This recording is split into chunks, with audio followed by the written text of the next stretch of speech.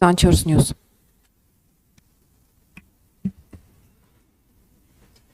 Երկու օր առաջ կաթողիկոսի նկատմամբ քրեական վարույթ նախաձեռնվեց եւ արգելվեց նրա ելքը երկրից։ Ինչու է այս ամեն ինչը իրականացում, ինչ վտանգ է ներկայացնում եպիսկոպոսած ժողովը, որ ամեն ձև փորձվում է խոչընդոտել նրանց ելքը երկրից, որովհետեւ դրանից առաջ էլ եպիսկոպոսների նկատմամբ քրեական վարույթ նախաձեռնվեց։ Ինչ վտանգ եք դուք տեսնում այդ եպիսկոպոսած ժողովից եւ արդյոք անհարմար չեք զգում, երբ կաթողիկոսի նկատմամբ ամեն դեպքում ձեր իշխանության ժամանակ քրեական վարույթ է նախաձեռնվում եւ այս օրերին Հայաստանում էր նաեւ ադրբեջանցի քաղաքասարակության ներկայացուցիչներ եւ սրան զուգահեռ Ալիևը խոսում է այն մասին, որ չի վերադարձնելու գերիներին, այդ թեման իր համար այլևս փակ է եւ նրանց հանցագործ է անվանում այն իրավիճակում, երբ Ջեյդի Վենսը եկավ Հայաստան, խոստացավ, որ հարցը կբարձրացնի եւ փաստացի հարցը լուծում չի ստանում, արդյոք սա խոսում է այն մասին, որ ավելի հանգամանալից հարցը չի քննարկվել նրա հետ կամ ինչ բացատրություն դուք ունեք, երբ խոսվում է խաղաղության մասին, քաղաքասարակության ներկայացուցիչներ են գալիս Հայաստան եւ սրան զուգահեռ Ալիևը փորձում է ասում է, որ այդ հարցը փակ է եւ գերիների վերադարձ չի լինելու։ Ինչ վերաբերվում է քրեական գործերին կամ իրավական գործընթացներին, դրանք իրավական գործընթացներ են, որոնց մեկնաբանության ուրեմն վերաբերյալ պետք է դիմել իրավապահ մարմիններին։ Եթե ձեր հարցը այն մասին է, որ ինչու եք փորձում ամեն կերպ խոչընդոտել եպիսկոպոսած ժողովը կամ ձեր իշխանության օրոք Կտրիչ Ներսիսյանի նկատմամբ քրեական հետապնդում է հարուցում, մեր իշխանության օրոք Հայաստանի Հանրապետության բոլոր քաղաքացիները հավասար են օրենքի առաջ։ Սա է ձեր հարցի պատասխանը, եւ եթե կա ուրեմն իրավական process հարուցելու անհրաժեշտություն, այդ իրավական process-ը պետք է հարուցվի անկախ Հայաստանի Հանրապետության որևէ քաղաքացու կարգավիճակից։ Ինչ վերաբերվում է ձեր երկրորդ հարցին, մեր ամենօրյա աշխատանքն է, մեր հայրենակիցների վերադարձի շուրջ աշխատանքը եւ նաեւ դուք տեսնում եք դրա արդյունքները։ Իհարկե ոչ մեր ցանկալի ժամանակամիջոցում, ոչ մեր ցանկալի ձևով, բայց ամեն դեպքում զուգահեռաբար ունենալով ձեր մատնանշած խոսույթը, դրան զուգահեռ նաև մենք ունենում ենք հաջողություններ, հետևաբար ես կխնդրեմ գերիների թեմայի վերաբերյալ ուրեմն իմանալ վստահաբար, որ ամենօրյա աշխատանք է տարվում այս իմաստով եւ մենք ամեն ինչ անելու ենք, որ մեր հայրենակիցները վերադառնան Հայաստան, իսկ խոսույթը ելի եմ կրկնում, բազմաթիվ իրավիճակներում խոսույթը չի համապատասխանել մեր ակնկալիքներին, բայց հողի վրա մենք ունեցել ենք թեև փոքր, ինչու ոչ միայն փոքր, նաև մեծ հաջողություններ, շնորհակալ եմ։ Դուք ասում եք, որ իրավական գործընթաց է տեղի ունենում, բայց ամեն դեպքում դրան նախորդել էր Փաշինյանի հայտարարությունը, նա ասել էր, որ ուժեղ հակազդեցություն է լինելու եւ եպիսկոպոսատ ժողովը չպետք է կայանա, կաթողիկոսություն ուզում են տեղափոխեն եւ այլն։ Արդյոք սա ուղիղ հրահանգ չէ իրավապահ համակարգին։ Ես շարունակելով պարոն Հովհաննիսյանի միտքը, նույն տրամաբանությամբ, տեսեք, ինչ է նշանակում փորձում են խանգարել կամ դա վերաբերում է ցանկացած, այսինքն եթե ՀՀ քաղաքացու չի կատարում դատական վճիռը դատական ակտը, իրավական տեսանկյունից որևէ չէ, հենց օրենքի առաջ ինքը պատասխանատու է գնահատական է ստանում։ Հիմա դա նույն գործընթացն է եւ որևէ կերպ պետք չի դարձնել աղմուկ, որ դա ինչ որ ձևով հրահանգ է կամ կատարվում է եւ այլն։ Եվ բացի այդ եպիսկոպոսատ ժողովը ինչու է որոշվել կամ ինչու է հենց Հայաստանի Հանրապետությունից դուրս տեղի ունենում, սա էլ է հարց, որը պետք է նաև ուղղեք հենց տվյալ անձին, այլ ոչ թե այստեղ բարձրաձայնի։ Դե նախկինում էլ է եղել այդ այլ հարցեր կան, ազատություն։ Բարև ձեզ, պարոն Հովհաննիսյան, հարցս ձեզ եմ ուղղում վերաբերվում է Ալիևի կրկին հայտարարություններին, շաբաթավերջին Ալիևը նաև հայտարարել են, որում պատասխանելով հայաստանցի փորձագետի հարցին, խոսել է խաղաղության խաչմերուկից, այսինքն երբ հիշեցվել է նաև այդ նախաձեռնության մասին, Ալիևը շատ կարճ արձագանքել է, մեջբերում են, որ Ինչ վերաբերում է այսպես կոչված խաղաղության խաչմերուկին, ինչպես գիտեք, երբ նախագահ Թրամփը վերադարձավ, նա մեկնարկեց թրիփը, ուստի երբ նախագահ Բայդենը վերադառնա, նա կվերսկսի ձեր խաղաղության խաչմերուկը։ Ինչպես է գնահատում Ալիևի այս հայտարարությունը, արդյոք սա ազդակ է այն մասին, որ ըստ էության խաղաղության խաչմերուկի վերաբերյալ Ադրբեջանի դիրքորոշումը բացասական է եւ այս նախաձեռնությամբ հայկական կողմի ապաշրջապակման հարցը փաստորեն ամբողջական ապաշրջապակման չի լուծվելու։ Հայաստանի Հանրապետության ամբողջական ապաշրջապակման հարցը լուծվելու է։ Հայաստանի Հանրապետությունը խաղաղության խաչմերուկի վերաբերյալ ունի շատ կոնկրետ պայմանավորվածություններ, ուրեմն ստորագրված փաստաթղթեր ներդրումների վերաբերյալ եւ ըստ էության ես Ալիևի խոսքը որևէ կերպ չեմ ուզում գնահատեմ եւ հիմա ուրեմն մեկնաբանեմ, ես մեկնաբանում եմ մեր գործողություններն այն մասին են, որ Հայաստանի Հանրապետությունը ապաշրջափակվելու է եւ ըստ էության արդեն իսկ ապաշրջափակվում է եւ ապաշրջափակվել է որոշ չափով հաշվի առնելով այն ուրեմն լոգիստիկ լուծումները, որ արդեն կան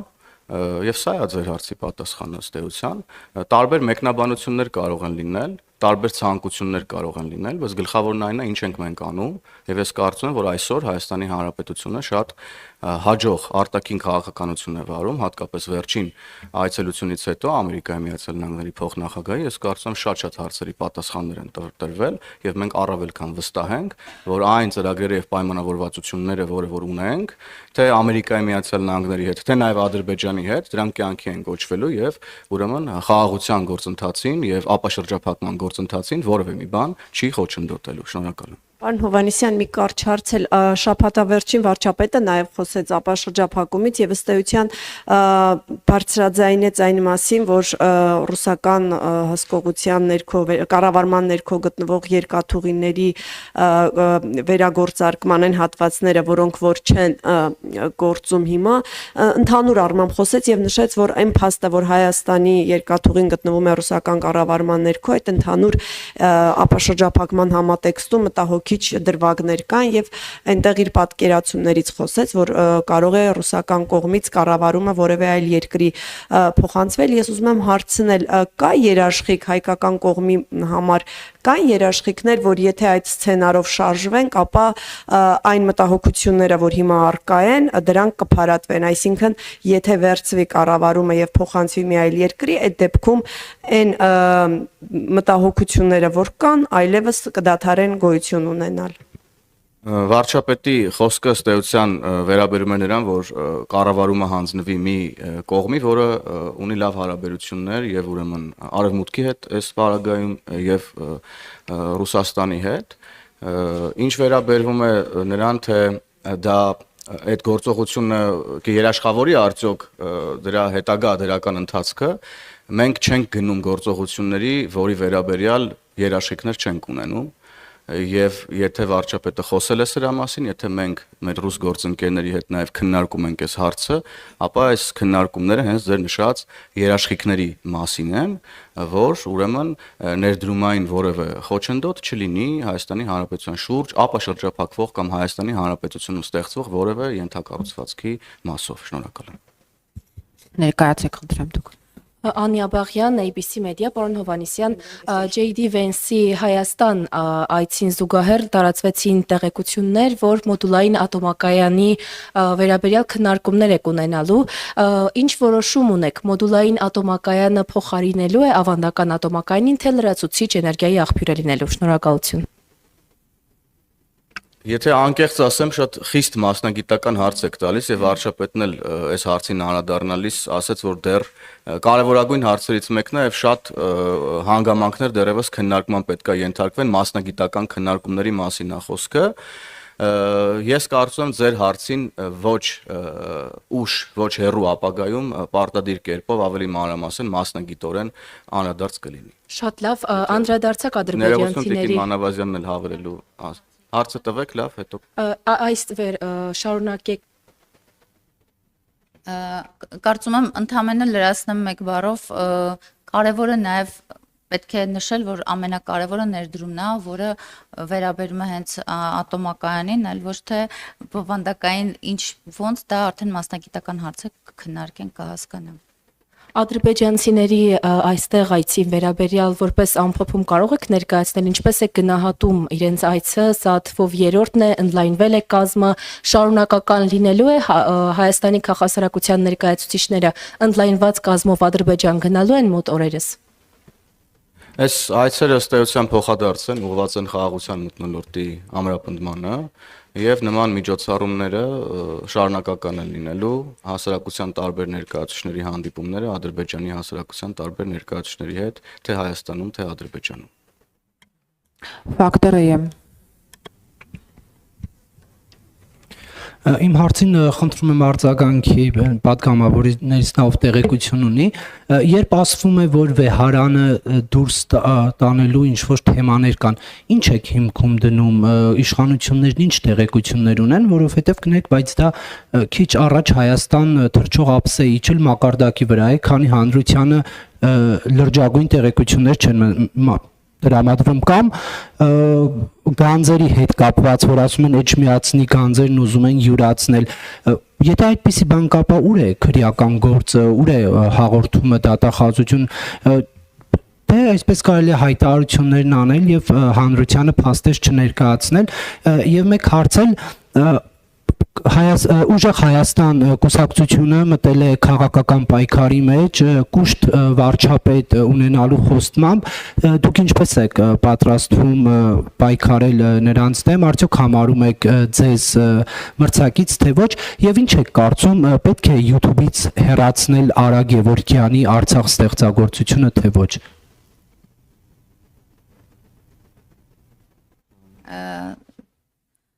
Ուժեղ Հայաստան Սամվել Կարապետյանից հարցից սկսեմ, կարծում եմ բոլորս էլ տեղյակ ենք եւ գիտենք եւ բազմաթիվ անգամ կրկնել ենք, ես նորից կկրկնեմ, որ սահմանադրությամբ եւ օրենքով արգելված է եւ Սամվել Կարապետյանը չի կարող լինել իրենց վարչապետի թեկնածուն եւ չի կարող լինել падգամավորի թեկնածուն Եվ այսքանով կարծում եմ բոլոր իրենց կուշտ կամ ուժեղ, չգիտեմ, տեխնացու վարչապետի ունենալու հարցերը փակված են։ Վեհարանի մասով ուզում եմ հասկանալ հայտարարություններ, որոնք հնչում են մեր կողմից, ակնկալում ենք նաև պատասխան իրենց կողմից։ Երբևէ դուք լրագրողներով փորձել եք Կտրիչ Ներսիսյանին ասուլիսի հրավիրել եւ մեր կողմից հնչեցրած բոլոր հարցերը ուղղել եւ պատասխաններն ակնկալել, որտեւ անդադար այնպեսի տպավորություն է, որ մենք հնչեցնում ենք մտքեր,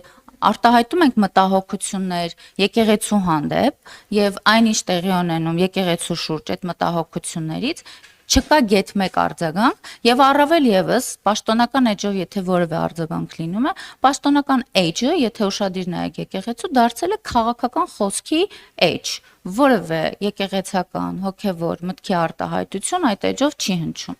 եւ երրորդ հարցը ինչի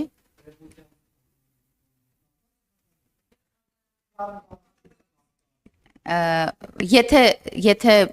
տեքստային մասին դուրս գաք բովանդակային հատված, հաստատ կտեսնեք քաղաքական հայտարարությունները եւ քաղաքական բովանդակությունը։ Իմ հարցը, իմ մտահոգությունս, մենք անդադար պատասխանում ենք ձեր հնչեցրած հարցերին, բայց արդյոք այդ տվյալ անձնավորությունը երբևէ պատրաստակամություն հայտնել է պատասխանել հանրության կողմից հնչեցված եւ մտահոգիչ հարցերին իր անձի եւ իր շուրջ Ներողություն Տիկին Մանավազյան, իմ հարցը հետևյալն է, երբ որ դուք մեղադրանքներ եք հնչեցնում, ինչու փաստեր չեք ներկայացնում։ Ներողություն եմ խնդրում, բայց հիմա փաստեր իրավական տեսանկյունից ներկայացված է եւ դուք նորից հնչեցնում եք նույն հարցը, իսկ ինչու եք,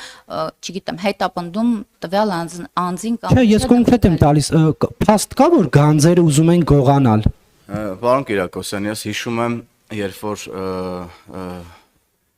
հոգևոր բարձրաստիճան որոշ շրջանակի վերաբերյալ խոսակցությունները սկսվեցին, այս նույն հետաքրքրությամբ հարցադրումներ էր հնչում, թե արդյոք կան փաստեր, այս ինչ եք ասում, ասեն շոկի ենք ենթարկվել,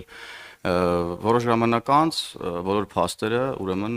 Երևան եկան եւ ես ձեզ վստահեցնում եմ, որ մեր արած հատկապես վարչապետի արած որևէ հայտարարություն չի կարող իր տակ չունենալ հիմնավորումներ, եւ եթե մեր կողմից հնչել է հայտարարություն, որ ուրեմն վեհարանի հոգևոր բարձրաստիճան ներկայացուցիչների մի շրջանակ փորձում է կաթողիկոսությունը տեղափոխի Հայաստանի Հանրապետությունից, Էջմիածնի գանձերն էլ հետը, ուրեմն մենք դրա վերաբերյալ ունենք շատ հիմնավոր տեղեկություններ։ Այդ տեղեկություններն արդյոք այնքան են հասունացել, որ պետք է վերածեն քրեական գործի կամ իրավական հետապնդման, այդ հարցի պատասխանը ես այս պահին չունեմ, այդ հարցի պատասխանը մենք բոլորս կստանանք, երբ որ իրականության մեջ նման բան տեղի կունենա, բայց հարցին թե արդյոք կան հիմնավորումներ, որ դուք նման բան եք հայտարարում, կան հիմնավորումներ, այն էլ ինչ հիմնավորումներ կան, եւ դրա մասին պատեհ պահին բոլորդ կիմանանք, ինչպես եւ ես մի անգամ այստեղ հիշում եմ, ելի մի անգամ տենց էլի հարցեր էր հնչում, ես ասացի պատեհ պահին մենք դրա մասին կիմանանք եւ որոշ ժամանակ անց իմացանք։ Ես դες վստահեցնում եմ, որ ուրեմն մենք ելնում ենք Հայաստանի Հանրապետության պետական անվտանգությունից, Հայաստանի Հանրապետության շահից եւ այսօր Կտրիչ Ներսիսյանը իր շուրջ հավաքած մի խումբ հոգևորականների հետ իրենից ներկայացնում է արդեն պետական անվտանգության խնդիր եւ հետեւաբար նաեւ եթե անհրաժեշտություն լինի եւ այդ անհրաժեշտությունը կա, ես կարծում եմ պետքա իրավապահ մարմինները լրացուցիչ ուրեմն միջոցառումներ ձեռնարկեն այս ուղղությամբ։ Շնորհակալ։ Կներեք, իսկ երրորդ հարցին չեք պատասխանի, արդյոք պետք է Արա Գևորգյանի Արցախ երաժշտությունը համացանցից ջնջել, թե ոչ, ինչու եմ այս հարցը տալիս, որովհետեւ հանրային հեռուստաընկերությամբ ինչ որ սպորտային միջոցառման օլիմպիական խաղերի ժամանակ խուսափել են հնչեցնել ստեղծագործության անունը։ Ես չգիտեմ դուք ինչի մասին եք խոսում, ճիշտ ասած, եթե առանձին YouTube-ի վերաբերյալ ձեր հարցին անդրադառնամ, ապա իհարկե ոչ։ Սիվիկեյը։ Պարոն Հովհաննիսյան, Տիկին Մանավազյան, հարցս վերաբերում է Ուժեղ Հայաստան կուսակցության վարչապետի տեխնացուին, հայտնի դարձավ, որ սույն կուսակցության ուժեղ վարչապետը Սամվել Կարապետյանն է, բայց Ուժեղ Հայաստան կուսակցության ցուցակի առաջին համարում հանդես կգա Նարեկ Կարապետյանը, որպես անցումային համակարգողի կարգավիճակով տեխնացու։ Խնդրում եմ մեկնաբանել, եթե հիշում եք հայրենիքի փրկության շարժման ժամանակ անցումային վարչապետի տեխնացու էր Վազգեն Մանուկյանը, հետո երբ որ դիմադրության շարժման օրերն էին, էլի անցումային վարչապետի տեխնացուի հարցեր քննարկվում։ Սրբազան շարժման օրերին նույնպես էլի անցումային վարչապետի տեխնացուի օրակարգն էր շատ բռն քննարկում։ Ինչն է պատճառը, ասես, որ ընդդիմությունը այդպես էլ չի կարողանում դուրս գալ անցումային տրամաբանությունից եւ հոգեբանությունից եւ արդյոք 26-ի հունիսի ընտրությունները հնարավոր է փակեն այդ անցումային ընդդիմության էջը։ Շնորհակալություն։ Տեսեք, այդ ուժի, այդ քաղաքական ուժի, ձևավորած քաղաքական ուժի մտել է քաղաքականություն բազմաթիվ մանիպուլյացիաներով, հիմա նույն մանիպուլյացիան շարունակելով, մոլորեցնելով նաև հանրությանը, այդ անցումային տեխնացու, անցումային իրենք հասկանում են եւ գիտակցում են, որ օրենքին դեմ են դուրս գալ եւ օրենքը հավասար է բոլորի առաջ եւ չեն կարող ունենալ իրենց նշած ուժեղ կուշտ տեխնացուին առաջի համարում եւ փորձում են մոլորեցնելով հանրությանը ինչ որ իմիտացիա ստեղծեն եւ մտնել քաղաքական դաշտ, ինչը ես վստահ եմ եւ լիահույս եմ ժողովուրդը շատ լավ գիտակցում է, հասկանում է, դուք ինքներդ նշեցիք մյուս ուժերի ժամանակ արդյունքում ինչ ենք ունեցել եւ ինչ ունենք եւ ուզում եմ նաեւ ասել, որ նույն տրամաբանության մեջ ինչպես օրինակ Սամվել Կարապետյանը կարող է լինել իրենց հայտարարություններով առաջին համարում, եկեք չբացառենք, որ Սալավիովն է կարող է լինել երկրորդ համարում, այսինքն եկել են մեր ժողովրդին ինչն են խափում, ինչու են մոլորեցնում եւ ինչու են փորձում դաշտ նետել մի անուն, որի շուրջ կփորձեն բարեգործական իմիտացիաներ ստեղծելով հավաքել ընտրազանգված, դա կարծում եմ հերթական փուչիկ ֆեյք վիճակն է, մենք ես անձամբ չեմ արձագանքում նման քաղաքական ուժին, հուսով եմ մարդիկ եւս կհետևեն եւ իրենց վերաբերմունքը ցույց կտան։ Մի կարճ լրացում անեմ ձեր հարցի վերաբերյալ, շատ կոնկրետ էլի, Ուժեղ Հայաստան կոչվող կուսակցությունը, որը հիմա ինչ որ անցումային համակարգողի կարգավիճակի մասին է խոսում, Հայաստանի Հանրապետության Սահմանադրությամբ նման բան նախատեսված չէ, Տիկին Մանավազյան իրավացիորեն նշեց, որ ոչ վարչապետի, ոչ պատգամավորի տեխնացու տվյալ անձնավորությունը չի կարող լինել, եւ հետեւաբար այստեղ բոլոր հարցերը փակվում են։ Հայաստանում այլևս անցել են այդ ժամանակները, երբ որ ԺԵԿ-ի թղթով կարող էր գալ եւ նախագահի տեխնացու դառնալ։ Մեկ էլ ես հիշում եմ Քոչարյանի եւ Սերժի ընտրությունների ժամանակ մարդիկ գնում էին քվեաթերթիկների վրա գրում էին Չակ Նորրիս։ Ուժեղ Հայաստանի առաջարկությունը կարան իրանք այդպես իրացնեն ընտրությունների ընթացքում։ Ուրիշ որևէ կերպ հնարավոր չի իրանք ուրեմն ցնորամիտ հակասահմանադրական, հակաժողովրդավարական, հակապետական, հակահայկական մտքերը իրականացնել։ Շնորհակալ եմ։ Մի ճշտում, Բայց ժամանակը սպառվեց, ես 1 րոպե Պարոն Կյանք, պարզապես մի ճշտում անեմ կհարցեմ տալիս։ Մասնակցության թիվը կասեք ձեր գուսակցության պատվիրակների քանիսն են քվեարկել։ Տիկին Մանավազյան Քվեարկության մասնակիցների թիվը 1028 է եղել եւ ուրեմն քվեաթերթիկների մի րոպե քվեարկել է այս պահին քվեարկում ներողություն եմ խնդրում բավեր քվեաթերթիկների թիվի 932 այո 932 ունեցել ենք անվավեր չօգտագործված քվեաթերթիկներ այդ ամբողջ հանած այսինքն 1028 մասնակիցների թիվն է 932 վավեր քվեաթերթիկների թիվը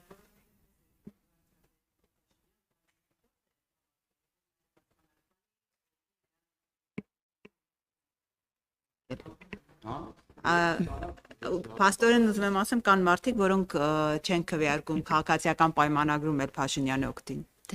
Այո, կան նաև մենք ժողովրդավար կուսակցություն ենք եւ նաև դուք էլ խոսալու թեմա ունեք այդ իմաստով։ Ես իդեպ ձեր հարցից առաջ ուզում եի հենց մեր երեկվա կուսակցական միջոցառմանը անդրադառնալ։ Ես ուզում եմ արձանագրել եւ հուսով եմ դուք էլ դա արձանագրեցիք, որ սա Հայաստանի քաղաքական պատմության մեջ աննախադեպ ուրեմն իրադարձություններ իր թափանցիկության եւ ժողովրդավարության տեսանկյունից եւ ես հույս ունեմ, որ մյուս քաղաքական ուժերն էլ գոնե մի քիչ մոտիկ նման ուրեմն միջոցառումներ կկազմակերպեն, որպեսզի Հայաստանի Հանրապետության ժողովուրդը վերջապես հասկանա նրանց ցուցակները որտեղ են գրվում, ում կողմից են գրվում, ինչ լեզվով են գրվում եւ այլն եւ այդպես շարունակ։ Շնորհակալություն ձեզ լավ։ Շնորհակալություն, ավարտվեցին չեպասությունները։